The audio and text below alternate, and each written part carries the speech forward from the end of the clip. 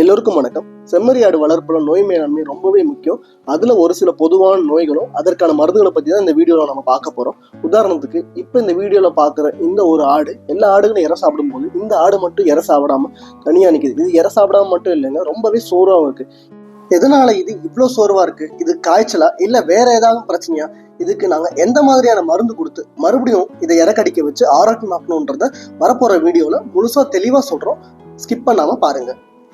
இப்போ இந்த வீடியோல பாக்குற ஆடுக்கு வைரல் இன்ஃபெக்ஷன் வந்து அதனுடைய நுரையீரல் பாதிச்சு கொஞ்சம் கொஞ்சமா செருமி தண்ணியா கழிஞ்சிடுச்சு.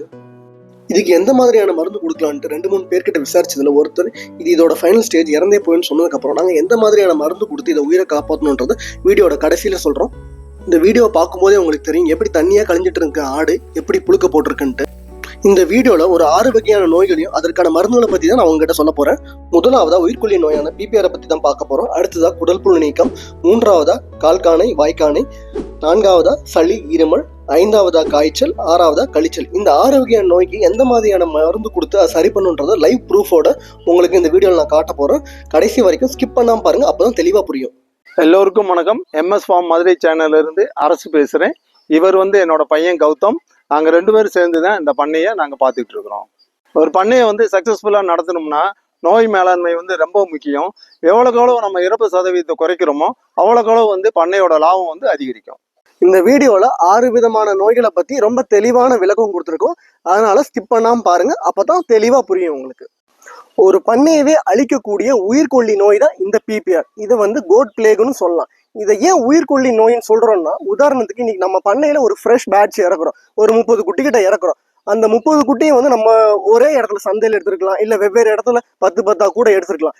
இதுல ஏதாவது ஒரு குட்டிக்காவதும் பிபிஆர் இருந்துருச்சுன்னா நம்ம பண்ணையில இருக்கிற மிச்சம் இருக்கிற 29 குட்டியும் அதை ஈஸியா அட்டாக் பண்ணிடும். அடுத்ததா பிபிஆருக்கான அறிகுறிகள் என்னன்னு பார்க்கலாம். முதலாவதா பாத்துக்கிட்டீங்கன்னா அதுக்கு மூக்குல பயங்கரமா சளி ஒழுகும், வாயை சுத்தி பாத்துக்கிட்டீங்கன்னா அப்படியே கொப்பளமா புண்ணு பயங்கரமா இருக்கும், உடம்பு அப்படியே நெருப்பா கொதிக்கும், தொடப்பகுதியெல்லாம் தொட்டு பார்த்தீங்கன்னா அப்படியே ரொம்ப சூடா இருக்கும். அடுத்து அப்படியே ரொம்ப தண்ணியா பச்சை தண்ணியா அப்படியே கழியும்.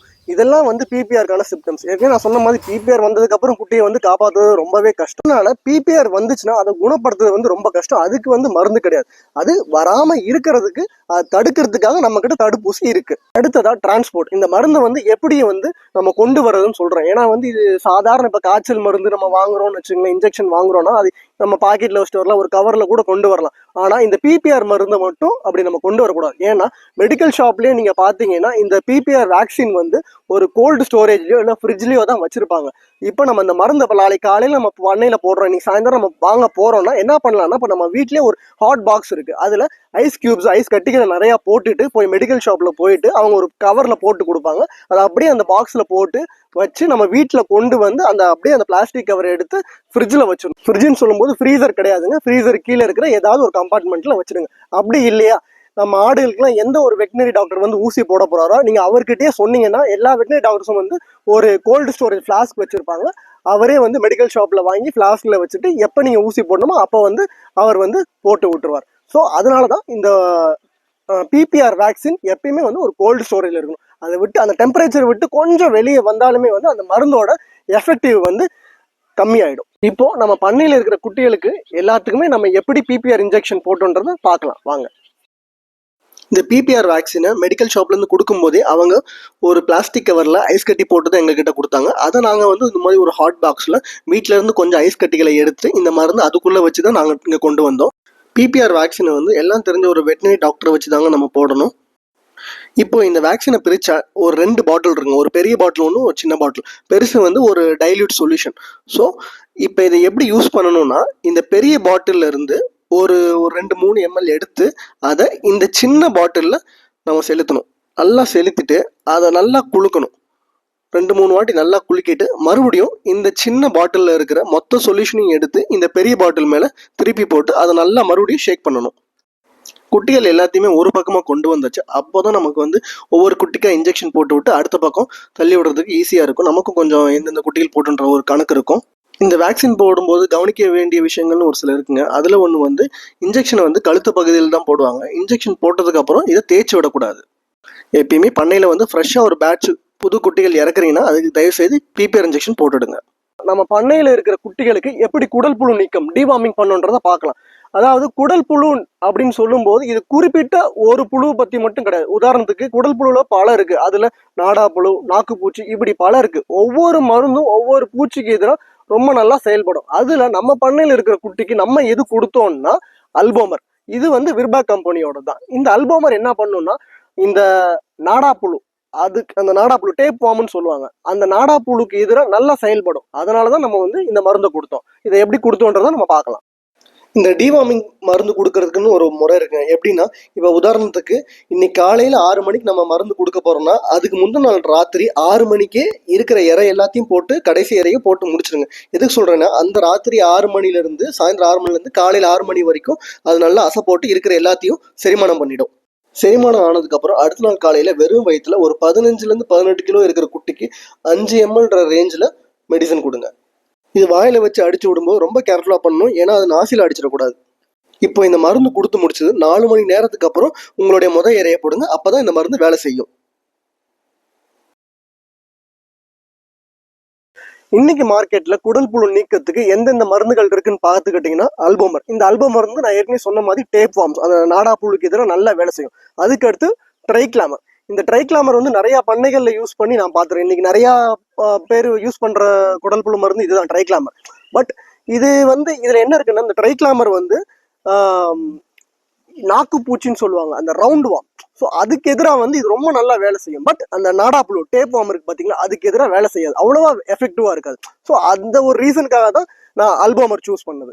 அல்போமர்ல வந்து அல்பெண்டாசால்ன்ற ஒரு ட்ரக் இருக்கு, அது அந்த நாடா புழுக்கு எதிர்த்தா ரொம்ப நல்லா வேலை செய்யும். ஸோ அதனால தான் வந்து நான் அல்போமர் சூஸ் பண்ணேன். அதுக்கு அடுத்து இந்த 2 கொடுத்து, அதாவது இதுவோ இல்லை இது 2 ஏதாவது ஒன்று கொடுத்து முடிச்சதுக்கு அப்புறம் 2 மாசம் கழிச்சு இதே வந்து ஹைடெக் இருக்கு. ஹைடெக்ல வந்து ஐவர்மெக்டின்ற ஒன்று இருக்கு, அந்த ட்ரக் இருக்கு. அதாவது முடிய ஃபுல்லா உதிர்த்துரும், அதுல இருக்கிற உண்ணிகள், சின்ன சின்ன பேன் எல்லாத்தையும் உதிர்த்து புழுக்களையும் அது சாகடிச்சிரும். ஸோ குட்டி வந்து ரொம்ப தெளிவா இருக்கும்.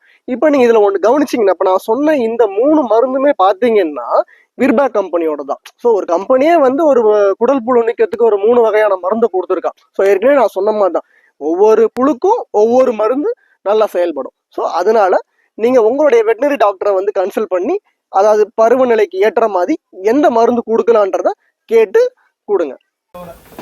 டிவார்மிங் பண்ணி 1 வாரத்தில் எடுத்த வீடியோ இது நம்ம பண்ணையில்.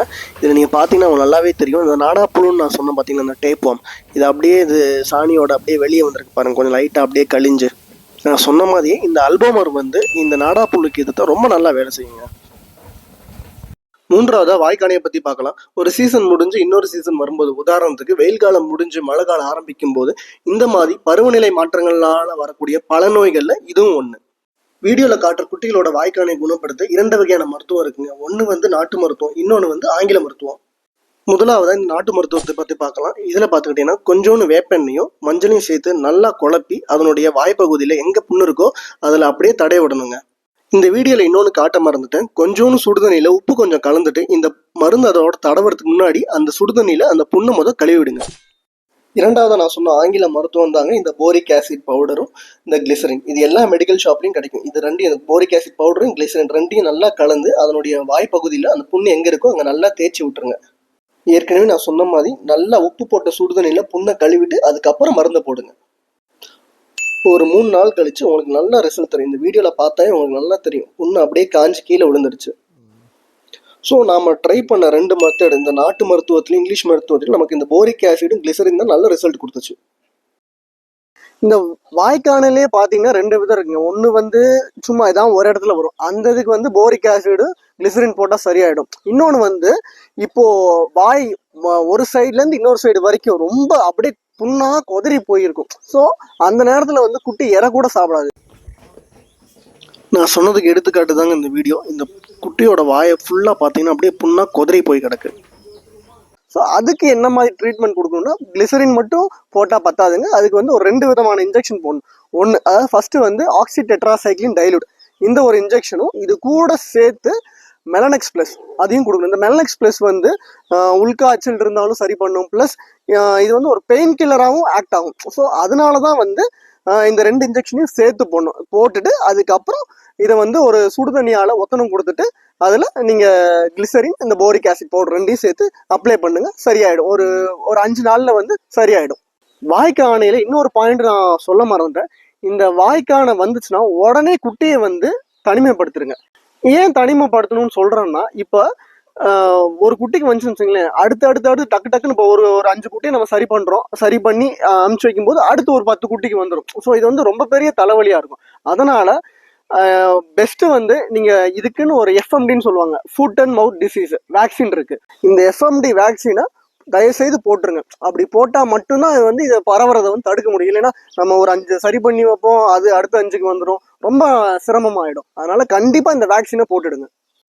4வது சளி மற்றும் இருமலை பத்தி பார்க்கலாம். செம்மறியாடு ஒண்ணுக்கு தாங்க வெயில் காலத்துல கூட சளி பிடிக்கும். இந்த வீடியோவில் பார்க்குற குட்டிகளுக்குலாம் பார்த்தீங்கன்னா அப்படியே மூக்கிலிருந்து வாய் வரைக்குமே சளி ஒழுகிட்டு இருக்கு. சில நேரம் சாப்பிடாது. அதே மாதிரி இந்த குட்டியை பார்த்துக்கிட்டிங்கன்னா நல்லா இருமிக்கிட்டே தான் இருக்குது. எப்பெல்லாம் இறை சாப்பிடுதோ அப்பெல்லாம் இருமிக்கிட்டே தான் இருக்கும். இப்படி இப்போ இந்த வீடியோவில் காட்டின மாதிரி சளியும் இருமலும் ரொம்ப ஜாஸ்தியாக இருந்துச்சுன்னா அதுக்கு மெரிக்வின்ற ஒரு மருந்து இருக்குது, காட்டுறப்போ உங்ககிட்ட. ஸோ இதுதான், இது ஒரு ஓரல் லிக்விட் தான். இந்த மெரிக்வினை வந்து ஒரு 3 ml ஒரு 3 நாளைக்கு குட்டியோட வெயிட்டுக்கு ஏற்ற மாதிரி, இப்போ ஒரு 15 கிலோக்குள்ள இருந்துச்சுன்னா ஒரு 3 ml, ஒரு 15லேருந்து 20 கிட்ட இருந்துச்சுன்னா 4 ml, ஒரு 3 நாளைக்கு 3 ml கொடுத்தீங்கன்னா கண்டிப்பா எவ்வளோ பெரிய சளியா இருந்தாலும் சரி, இருமலா இருந்தாலும் சரி அரெஸ்ட் ஆயிடும். இப்போ இந்த சளி மட்டுமே இல்லாம இந்த சளியோட சேர்ந்து அந்த கழிச்சலும் இருக்குன்னு வைங்களேன், அதுக்கு ஃபோர்ட்வீர். இதான் இந்த ஃபோர்ட்வீர்ன்ற மருந்தை கொடுத்தீங்கன்னா, இது ஆக்சுவலா இது வந்து இன்ஜெக்ஷன். இந்த இன்ஜெக்ஷன் நம்ம போட்டோம்னா கண்டிப்பா சரியாயிடும். இன்னைக்கு மார்க்கெட்ல சளிக்கு பெஸ்டா இருக்கிற மெடிசன் பாத்தீங்கன்னா, ஒன்னு மெரிக்வின், இன்னொன்னு வந்து என்ட்ரோடாஸ் BH. ரெண்டுமே ஓரல் சொல்யூஷன் தாங்க. நீங்க உங்க வெட்டினரி டாக்டர் கிட்ட கேட்டு எவ்வளவு டோசேஜ் எத்தனை நாள் கொடுக்கணுன்றத கேட்டு அதுக்கு ஏத்த மாதிரி நீங்க கொடுத்துருங்க. 5வதா காய்ச்சலை பத்தி பார்க்கலாம். பொதுவாகவே எந்த மாதிரி நேரத்துல ஆடுகளுக்கு காய்ச்சல் இருக்கான்றது கண்டுபிடிக்கலாம்னா, இந்த மாதிரி இறை போடும்போது காய்ச்சல் இருக்கிற ஆடுகள் பொதுவாகவே இறக்கடிக்காம இப்படி தனியா நின்றுட்டு இருக்கும் ஒதுங்கி. அப்போ எந்தெந்த குட்டிகள்லாம் இறக்கடிக்காம தனியா இருக்குன்றத நம்ம முதல்ல கண்டுபிடிக்கணும். அந்த குட்டிகள் எல்லாத்தையும் தனிமைப்படுத்தி ஒரு டிஜிட்டல் தெர்மாமீட்டர் இருந்துச்சுன்னா இந்த குட்டிகளுடைய ஆசன வயல், அதாவது புழுக்க போடுற இடத்துல நீங்க வச்சு பார்த்தீங்கன்னா டெம்பரேச்சர் வந்து 102.5 தாண்டி இருந்துச்சுன்னா அது கண்டிப்பா அது காய்ச்சல் இருக்குன்னு அர்த்தங்க. அப்படி இல்லைன்னா அதனுடைய தொடைப்பகுதி தொட்டு பார்த்தீங்கன்னா நல்லா கொதிக்கும், அதை வச்சு நம்ம காய்ச்சல் இருக்குன்னு சொல்லிடலாம். இந்த மாதிரி காய்ச்சல் உள்ள ஆடுகளுக்கு மெலனிக்ஸ் பிளஸ் 1 ml இன்ஜெக்ஷன் போட்டு விட்டா சரியாயிடுங்க. அந்த மருந்து ரொம்பவே நல்லா கேட்கும். இந்த வீடியோல பார்த்தே உங்களுக்கு தெரியும், காலையில இறை சாப்பிடாம இருந்த ஆடு இன்னைக்கு நைட்டே இறை சாப்பிட ஆரம்பிச்சிருச்சு. காய்ச்சல் வந்தாவே குட்டிகள் இறை சாப்பிடாதுங்க, சோர்வாயிடும். அதனால இன்ஜெக்ஷன் போட்டதோட சேர்த்து குரோவிப்ளெக்ஸ் ஒரு 10 ml கொடுத்துட்டீங்கன்னா குட்டி கொஞ்சம் ஆரோக்கியமா இருக்கும். கடைசியா கழிச்சலை பத்தி பார்க்கலாம். ஒரு ஆட்டுக்கு வந்து கழிச்சல் ஏற்படுதுன்னா பல காரணங்கள் இருக்கு. ஒண்ணு வந்து உடம்பு சூடாகி காய்ச்சல் அதிகமாகி கழியலாம். இன்னொன்னு வந்து இறை வந்து அதிகமா சாப்பிட்டு அது ஜீரணிக்க முடியாம அதனால கழியலாம். இன்னொன்னு வந்து ஏதாவது ஒரு வைரல் இன்ஃபெக்ஷன் ஆயிருக்கும், அதனால கூட கழியலாங்க. ஸோ அதனால வந்து எதற்காக கழியுன்ற பார்த்துட்டு அதுக்கேற்ற மாதிரி தான் நம்ம ட்ரீட்மெண்ட் கொடுக்கணும். இப்போ இந்த வீடியோவில் பார்க்குற ஆடுக்கு வைரல் இன்ஃபெக்ஷன் வந்து அதனுடைய நுரையீரல் பாதிச்சு அப்படியே பச்சை தண்ணியாக கழிஞ்சிடுச்சுங்க. 2 நாளாக இறை சாப்பிடாம அப்பப்போ கொஞ்சம் தண்ணி மட்டும்தாங்க குடிச்சது இந்த ஆடு. இந்த வைரல் இன்ஃபெக்ஷனால சில நேரங்கள் என்ன ஆகணும், அப்படியே தண்ணி பீச்சடிக்கிற மாதிரி பின்னாடி ரொம்ப ஃபோர்ஸாக அடிக்குங்க. இதுக்கு எந்த மாதிரியான மருந்து கொடுத்தா சரிப்படுத்தலாம்னு ஒருத்தர்கிட்ட கேட்டப்போ இது குட்டியோட ஃபைனல் ஸ்டேஜ், கண்டிப்பா இறந்துரும்னு ஒருத்தர் சொல்லிட்டாருங்க. ரொம்பவே மனம் முடிந்து இன்னும் 2-3 பேர்கிட்ட எங்களுக்கு கிடைச்ச அந்த மருந்து தாங்க இந்த பாக்டீரியாசோல். இது உண்மையிலேயே குட்டியோட உயிர் காத்த மருந்துங்க. ஏன் சொல்றேன்னா, வைரல் இன்ஃபெக்ஷன் வந்து குட்டி எவ்வளவுதான் தண்ணியா கழிஞ்சாலும் இந்த பாக்டீரியாசோல் 1 ml போட்டோம்னா கண்டிப்பா குட்டி சரியாயிடுங்க. 2வது நாள் கழிச்சு 3வது நாள் குட்டி இறை சாப்பிட ஆரம்பிச்சது. நீங்க பாத்தீங்கன்னா உங்களுக்கே நல்லா தெரியும். வைரல் இன்ஃபெக்ஷன்ல கழிஞ்சா மட்டும் இல்லைங்க, எந்த ஒரு காரணத்துக்காகவும் குட்டி பச்சை தண்ணியா கழிஞ்சிச்சுன்னா இந்த பாக்டீரியாசோல் மருந்து கொடுத்தோம்னா கண்டிப்பா எந்த விதமான கழிச்சலா இருந்தாலும் குட்டிக்கு நின்றும். இப்போ இந்த வீடியோவில் பார்த்தீங்கன்னா உங்களுக்கே தெரியும், பச்சை தண்ணியாக கழிஞ்சிட்டு இருந்த குட்டி இப்போ எப்படி புழுக்க போட்டிருக்கு பார்த்தீங்களா. நாங்கள் உண்மையிலேயே நம்பிக்கையை விட்டோம், குட்டி இறந்து போகும் தான் நினச்சோம். ஆனால் கடைசியில் உயிரை காப்பாற்றி அதை மற்ற குட்டிகளோட நம்ம சேர்த்து விட்டோம். எவ்வளோ சந்தோஷமாக போகுது பார்த்தீங்களா.